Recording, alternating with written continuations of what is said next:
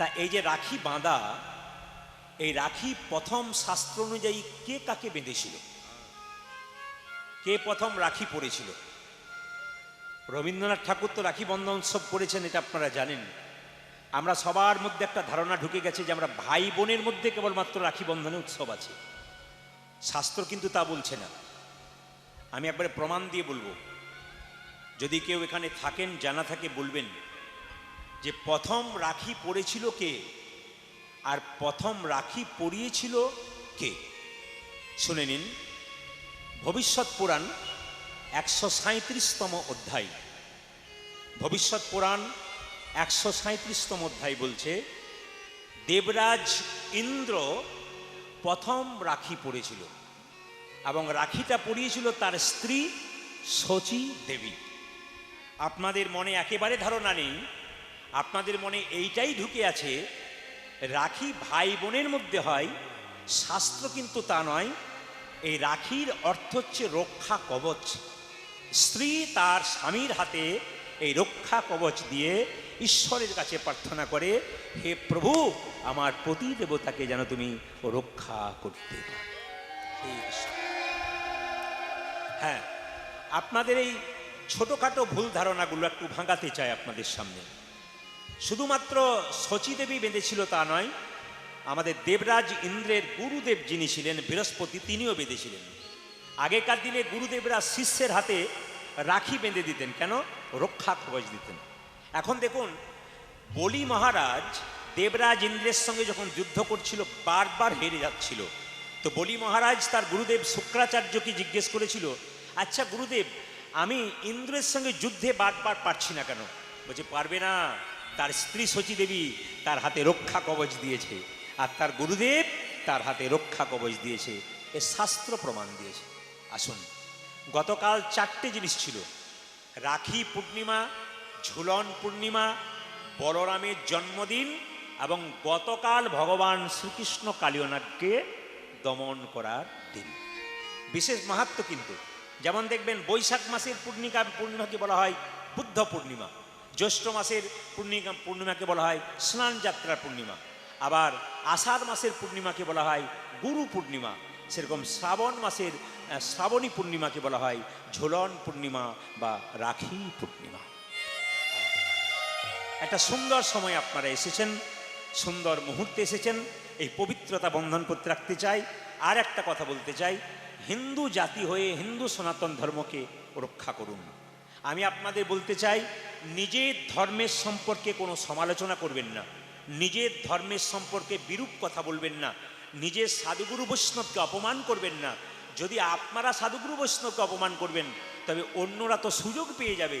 তাই বারবার বলবো, নিজ ধর্মকে রক্ষা করুন, অন্যান্য ধর্মকে সম্মান দিন, কারণ সব ধর্ম সমান, কোনো ধর্ম ছোট নয়, কোনো ধর্ম বড় নয়। কিন্তু নিজে কোনো দিন নিজের ধর্মকে অপমান করবেন না, আবার নিজের ধর্মীয় ব্যক্তিকে কোনো দিন অপমান করবেন না। সম্মান রাখুন, সনাতন ধর্মকে বাঁচান। নিতাই গৌর হরি হরি হরি।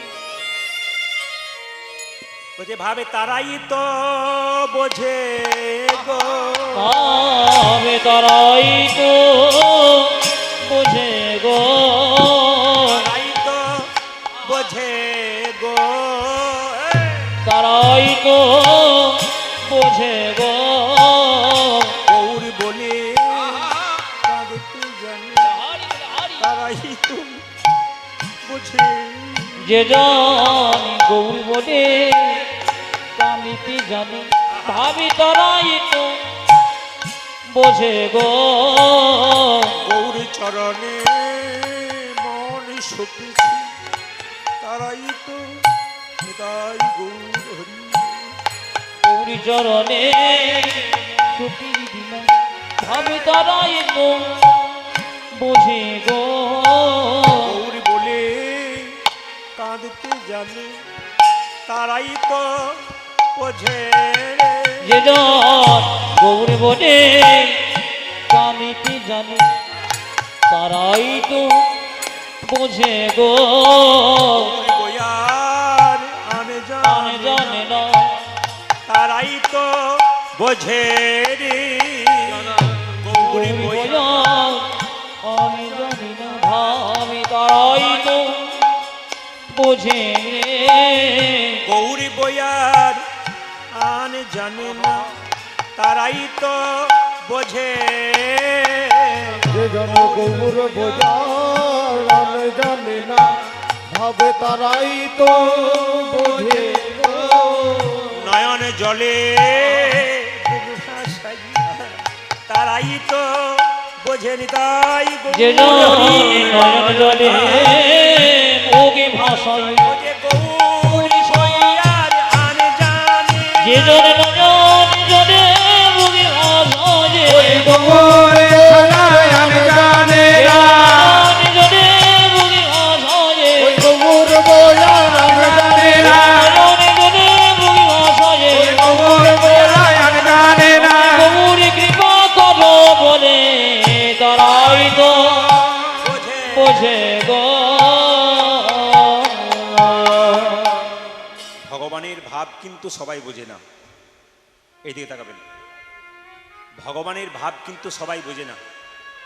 যেজন ভাবুক সেজন ভাব বুঝতে পারে।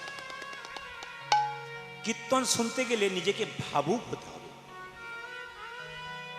যদি ভাবুক হতে পারেন তাহলে ভগবানের ভাব বুঝতে পারবেন। এক ট্রাক বালিতে যদি এক হাত চিনি ছুঁড়ে দেওয়া যায়, আর চিনি আর বালি যদি একসঙ্গে মিশিয়ে দেওয়া যায়, তবে চিনিকে কি কেউ পারে চিনিতে এক ট্রাক বালিতে? মহাজনের কথা। এক ট্রাক বালিতে যদি এক হাত চিনি ছুঁড়ে দেওয়া যায়, আর চিনি আর বালি যদি একসঙ্গে মিশিয়ে দেওয়া যায়, তবে চিনিকে কি কেউ পারে চিনিতে এক ট্রাক বালিতে? বলছে কেউ পারে না, একজন পারে। পিপিলিকা পারে চিনিকে চিনিতে এক ট্রাক বালিতে। পিপিলিকার মতো গৌর ভক্ত যারা, চিনির স্বাদ যারা পেয়েছে, তারা চিনিকে কোনোদিন ভুলতে পারবে না। এই ভুলতে পারবেন না বলে সকালের সমস্ত কর্ম ছেড়ে গৌর চরণে নিজেকে সঁপে দেবার জন্য এসেছেন। এই একটা সুন্দর মুহূর্ত, না জানি কে কখন চলে যাবে কারো জানা নাই। যাবার আগে কিছু ভালো কাজ করে যাও ভাই, যেন গোবিন্দ চরণে সহজেই নিতাই গৌর হরি বল। সংসার, সং মানে সাজা, মা সাজা, বাবা সাজা, কাকা সাজা, কাকি সাজা, এটা সাজা। সার কি? কৃষ্ণের চরণ। যিনি কৃষ্ণের চরণকে সার করেছেন, তার আবার চিন্তার কি আছে? পদকর্তা বলছে, দেখো দেখো ও গো সিংহা বেনু মুরলিক, ও গো সিংহা বেনু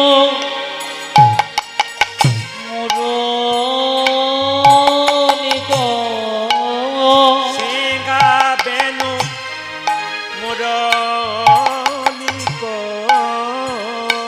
ওই সিংহা বেনু মুরলিক, মরিয়া জয় ধ্বনি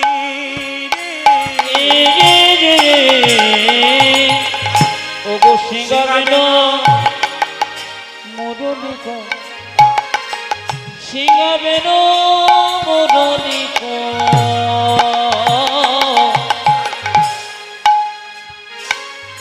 আমার করিয়া জয় ধ্বনি,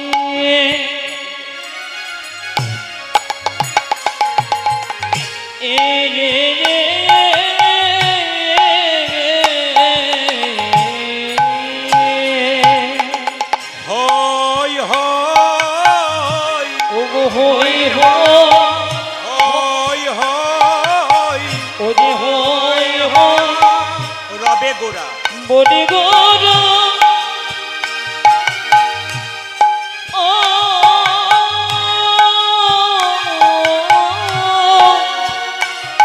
আমার ফিরায় পাবনে,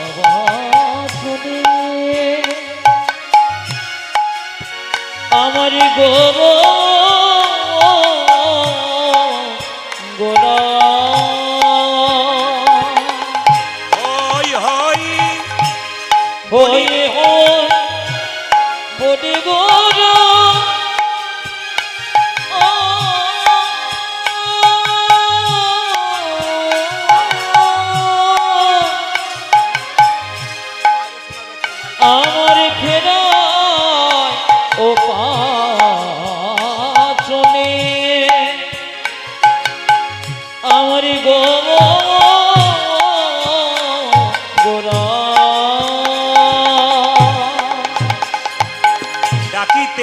লাগিল আজ ফিরাইতে লাগিল ফিরাইতে লাগলো ওই ফিরাইতে লাগিল ওরে হই হই রবে গোরা ফিরাইতে লাগলো ওরে হই হই রবি গোনা ফিরাইতে লাগিল হই হই রবে গোরা ফিরাইতে লাগলো ওরে হই হই রবি গোনা ফিরাইতে লাগিল শ্যামলি ধবলি বলি ফিরাইতে লাগলো তারে শ্যামলি ধবলি বলি ফিরাইতে লাগিল শ্যামলি ধবলি বলি ফিরাইতে লাগলো শ্যামলি ধবলি বলি ফিরাইতে লাগিল আই শ্যামলি আই ধবলি ফিরাইতে তাকে লাগলো আই শ্যামলি আই ধবলি ফিরাইতে লাগিল আই শ্যামলি আই ধবলি ফিরাইতে লাগলো তবে আইসা বলি আই ভবনে আমার আমার গৌর হরি হরি আই শ্যামলি আই ধবলি আমার আমার গৌর হরি আই শ্যামলি আই ধবলি আমার আমার গৌর হরি আই শ্যামলি আই ধবলি আমার আমার গৌর তাকে আই শ্যামলি আই ধবলি আমার আমার গৌর আজ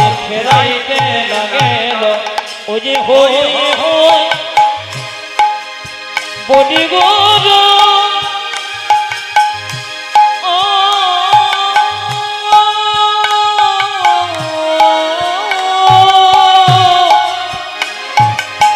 আমার ফেরায় ও পারাছনে এ রে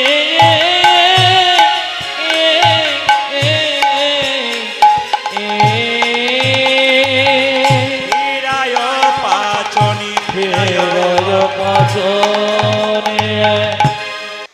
আমরা সবাই কৃষ্ণ মন্ত্রে দীক্ষিত হয়েছি, কিন্তু ভগবান শ্রীকৃষ্ণ কোন মন্ত্রে দীক্ষিত হয়েছে? তিনি কিন্তু দীক্ষা নিয়েছিলেন। এইদিকে মায়েরা, আমরা সবাই কৃষ্ণ মন্ত্রে দীক্ষিত হয়েছি, কিন্তু ভগবান শ্রীকৃষ্ণ কোন মন্ত্রে দীক্ষিত হয়েছিলেন? এক, ভগবান শ্রীকৃষ্ণ অর্জুনকে গীতার জ্ঞান দিয়েছিলেন, সেই বাক্যটা কি ছিল এবং সেই তিথিটা কি ছিল এবং গীতার জ্ঞান তিনি কতক্ষণ ধরে দিয়েছিলেন। আর 3 নম্বর জিজ্ঞেস রইল যে ভগবান শ্রীকৃষ্ণের দেহ থেকে যখন প্রাণ চলে গেল, তার মুখাগ্নি প্রথম কে করেছিল? ভগবানের মুখাগ্নি কে করেছিল? এই কয়েকটা জিনিস কিন্তু আপনাদের সামনে রাখলাম। আমি আপনাদের বলে দিলাম কেন, আপনাদের একটু জানার জন্যে আলোচনা হবে বাড়িতে, তাই বললাম আর কি। আসলে আগ্রহটা প্রথম থেকেই সবার জন্মে গেছে, এটা সব জায়গাতে হয়, কিন্তু আমি প্রায় জায়গাতে এটা রাখি, এবং যারা খুব আকুল ভক্ত তারা বাসায় গিয়ে একবার জিজ্ঞেস করে নেয়, কারণ সবার মধ্যে তো নয়। হ্যাঁ ঠিক আছে, আমি শেষে দেখছি কি করা যায়, এখন একটু ভাবুন, হ্যাঁ ভাববার সময় দিই, হুট করে বলে দিলে সব চলে গেল আর কি। প্রেম সে বলো নিতাই গৌর হরি হরি হরি হরি। আচ্ছা, মহাপ্রভুর সঙ্গে কে কে যাচ্ছে?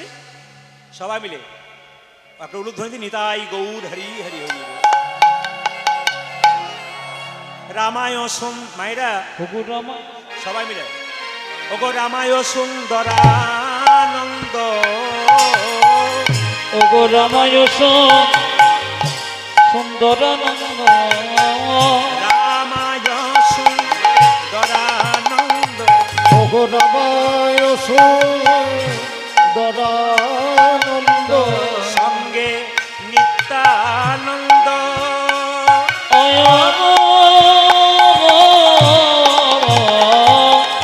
ওগো রামায় সুন্দরানন্দ ওগো সঙ্গে নিত্যানন্দ গো।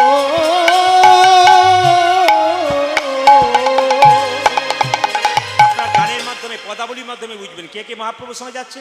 রামায় সুন্দরানন্দ, ওগো রামায় সুন্দরানন্দ, সঙ্গে নিত্যানন্দ,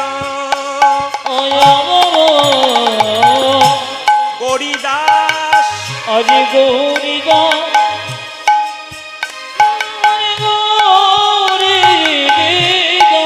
মায়েরা, হ্যাঁ এইটা ব্যাখ্যা করবার আগে বলে রাখি, যে যেখানে বসে আছেন হরে কৃষ্ণ, যে যেখানে বসে আছেন, আমি দেখবেন গৌরচন্দ্রিকাতে একটু গুরুর কথা বলি। তা গুরুর কথা ইউটিউবের মাধ্যমে আপনারা অনেক শুনেছেন। আজকে কিন্তু কয়েকটা নতুন তথ্য আপনাদের দিয়ে যাই গুরু সম্পর্কে। আমি জানি আপনারা দীক্ষা নিয়েছেন।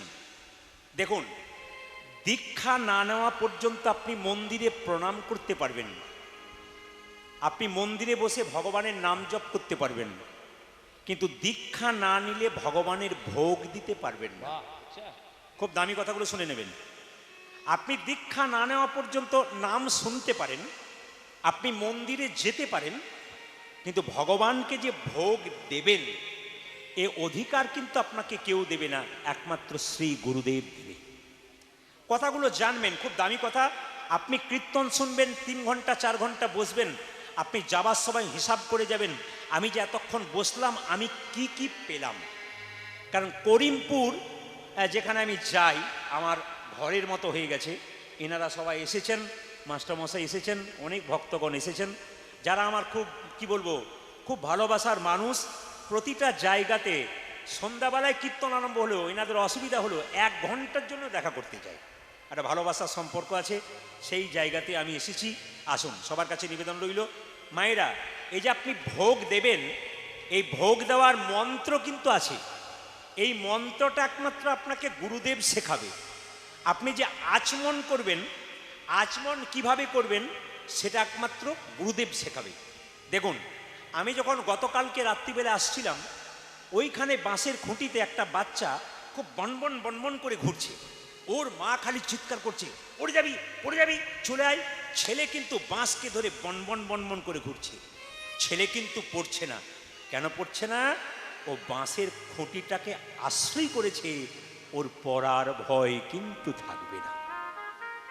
বাঁশের খুঁটিকে যতক্ষণ টেনে ধরে থাকবে ততক্ষণ পড়বার ভয় থাকবে না। ও বাঁশের খুঁটিকে ছেড়ে দিলেই পড়বার ভয় থাকবে। তাই যদি সংসারের মধ্যে গুরুচরণকেও ধরতে পারে তার আর ভয় থাকার কোনো কারণ। হ্যাঁ, আপনি পূজা করুন, আপনি যাগযজ্ঞ করুন, আপনি হোম করুন, আপনি কৃষ্ণের কৃপা পাবেন, অবশ্যই পাবেন। কিন্তু কৃষ্ণ বলছে পূজা করো, পাঠ করো, হোম করো, যোগ করো, তার চাইতে আরেকটা জিনিস করলে আমি তোমার প্রতি অনেক প্রসন্ন হব। কিসে? যদি গুরু সেবা করতে পারো। আমি প্রমাণ দেব আপনাদের। ভগবান শ্রীকৃষ্ণ শ্রীমদ্ ভাগবত গীতার 80তম অধ্যায় 34 নম্বর শ্লোক। ভালো করে শুনবেন কথাগুলো। আমি আগে বললাম প্রত্যেকটি কথা রেফারেন্স দিয়ে বলবো, আপনারা খুঁজে নেবেন, কারণ ইউটিউব হচ্ছে, ক্যামেরা হচ্ছে, এ শুধুমাত্র আপনারা শুনবেন তা নয়। এ গান একটা ছাড়ার পর থেকে এমন এমন হয় যে 10 লাখ 12 লাখ 15 লাখ মানুষ এ কীর্তন শোনে। সুতরাং আমাকে রেফারেন্স দিয়ে বলতে হবে যাতে প্রমাণটা ঠিক থাকে। কি বললাম? ভগবান শ্রীকৃষ্ণ শ্রীমদ্ ভাগবত গীতার 80তম অধ্যায় 34তম অধ্যায়ে বলেছেন, 34তম শ্লোকে বলেছেন যে যে আমার পূজা করে সে আমার ভক্ত, যে আমার হোম করে যজ্ঞ করে সে আমার ভক্ত, কিন্তু সে আমার আরো বড় ভক্ত যদি গুরুর প্রতি সে প্রসন্ন, গুরু ভক্তি রাখতে।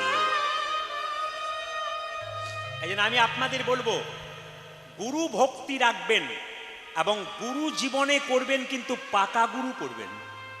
অজ্ঞান তিমিরান্ধস্য জ্ঞানাঞ্জন শলাকয়া। আমরা মুখে বলি, মানে কি? মানে আমাদের ভেতরে যে অজ্ঞানতার অন্ধকার আছে, গুরুদেব জ্ঞানের শলকা দিয়ে সেই অজ্ঞানতার অন্ধকার দূর করে দেয়। কত সুন্দর মানে আছে দেখুন, বলে দিই কিন্তু মানে বুঝি না। অজ্ঞান তিমিরান্ধস্য, আমার ভেতরে যে অজ্ঞানতার অন্ধকার আছে, গুরুদেব জ্ঞানের শলকা জ্বালিয়ে আমার ভেতরের অজ্ঞানতার অন্ধকার দূর করে দেয়। কিন্তু রামকৃষ্ণদেব বলল যাকে তাকে গুরু করা যাবে না, গুরু যাতে জ্ঞানী হয়। কারণ আপনার ভেতরে অজ্ঞানতার অন্ধকার দূর করতে গেলে গুরুকে তো জ্ঞানী হতে হবে। যে গুরু শাস্ত্রজ্ঞ তার কাছে বসলে লাভ আছে। কেন? আপনার শরীরে যদি রোগ হয়েছে আপনি ভালো ডাক্তারের কাছে যাবেন, চিকিৎসা করে রোগ সারাবে। যিনি ভালো ডাক্তার তিনি পড়াশুনো করেছেন বলেই ভালো ডাক্তার হয়েছেন। যিনি গুরু হবেন তাকে অনেক শাস্ত্র পড়তে হবে। তবে আপনার মনের ভেতরে যে রোগ, আপনার মনের যে দুঃখ সংসারে, এই দুঃখ দূর করতে পারে শ্রী গুরুদেব। তার জ্ঞানের দরকার আছে। ভগবান মহাপ্রভু নিজের মুখে বলেছেন, কিবা বিপ্র কিবা শূদ্র ন্যাসিক জ্ঞানে নয়, কৃষ্ণ তত্ত্ববেত্তা যেই সেই গুরু হয়। শুধুমাত্র কি ভাবছেন যে ব্রাহ্মণ গুরু হবে, শূদ্র গুরু হবে, না না, গুরু যে কেউ হতে পারে। মহাপ্রভু বলেছেন যার মধ্যে শাস্ত্র জ্ঞান আছে, যার মধ্যে তত্ত্ব জ্ঞান আছে, তাকে যদি গুরু করতে পারেন, আপনি সময়ে সময়ে প্রশ্ন করলে উনি উত্তর দেবেন। এমন তো নয় যে সব প্রশ্নের উত্তর গুরু দিতে পারবেন, কিন্তু যদি কোনোটা না দিতে পারে খুঁজে বের করবার চেষ্টা করবেন যাতে আপনার প্রশ্নের উত্তরটা তিনি দিতে পারেন। এই জন্য শাস্ত্রজ্ঞ গুরুর দরকার আছে। আমি আপনাদের যে যেখানে বসে আছেন একটু মন দিয়ে শুনে নিন। পাহাড় থেকে আমি গত কয়েকদিন আগে অনেকে ফেসবুকের মাধ্যমে দেখেছেন, আমি বদ্রীনাথ গিয়েছিলাম, আমি কেদারনাথ গিয়েছিলাম, আমি গিয়েছিলাম আপনার হরে কৃষ্ণ, আমি গিয়েছিলাম হরিদ্বার, ঋষিকেশ। তো হঠাৎ যখন বদ্রীনাথ যাচ্ছি তখন পাহাড় থেকে বিরাট একটা স্রোত নেমে এলো, 4 ঘন্টা গাড়ি দাঁড়িয়ে গেল। পাহাড় থেকে জল আসছে, প্রচুর জল নেমে আসছে। দেখুন এত জল নামছে ওপর থেকে, ছোট ছোট মাছগুলো কিন্তু কিলবিল করতে করতে ওপরে উঠে যাচ্ছে, কিন্তু একটা হাতি ও এত চেষ্টা করছে, ও জলের চাপে উঠতে পারছে না। কেন পারছে না? মাছ জলকে আশ্রয় করেছে, তাই জলের মধ্যে বিচরণ করতে পারছে। আর হাতি জলকে আশ্রয় করতে পারে নাই, তাই হাতি ওপর দিকে নেতাই গৌর হইব বলে। তাই গুরুর মধ্যে যদি আপনার গুরু কৃপা যদি কারো থাকে, তার আবার কি আছে? এই জন্য গুরুকে জ্ঞানী হওয়া দরকার আছে। তাই সবার কাছে নিবেদন রইল মায়েরা, গুরুদেবের চরণে কেঁদে কেঁদে বলতে হবে, আমার এই জীর্ণ দেহটা তোমার চরণে দিলাম, তুমি ওই পারে পৌঁছানোর ব্যবস্থা করে দাও। কিভাবে? আমার জীর্ণ তরি ভাসাইয়ে দিলাম অকল দরিয়ার, দয়াল গুরু গো পৌঁছাইয়া দেহ কিনারা। পৌঁছাইল দেখো কিনারায় গো, পৌঁছাইল দেখো কিনারায় গো, পৌঁছাইল দেখো কিনারায়। তুমি বিনে এ দুরি দিনে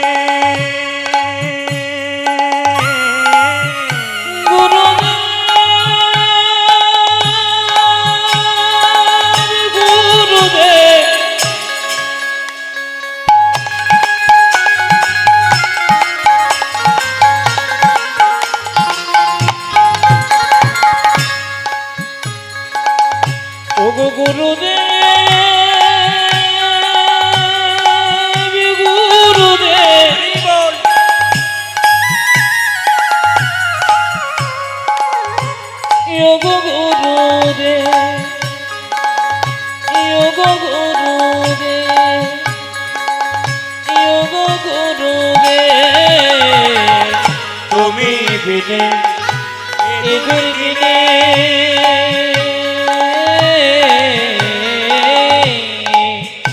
আমার কেহ নাই, আমার পৌঁছাইল দেখো কিনারায় গো, পৌঁছাইল দেখো কিনারায় গো, পৌঁছাইল দেখো কিনারায়। জোরে বলুন আপন আপন গুরুদেব কি? আরে জোরে বলবেন আপন আপন গুরুদেব কি? আপনারা জয় বলছেন না ভয় বলছেন বুঝতে পারছি না। জোরে বলবেন রাধা রানী কি? এত জোরে বলবেন যেন করিমপুর পর্যন্ত যায়। রাধা মাধব কি? হরিবাসর কি? সাধুগুরু বৈষ্ণব কি? গৌর ভক্তবৃন্দ কি? গরম লাগছে কি? হ্যাঁ সবাই বুঝতে পারলাম যে পরীক্ষা করে সবাই জয় হয়েছে। একবার জোরে বলুন রাধা রানী কি? শ্যাম সুন্দর কি? হরিবাসর কি? সাধুগুরু বৈষ্ণব কি? আচ্ছা বাবা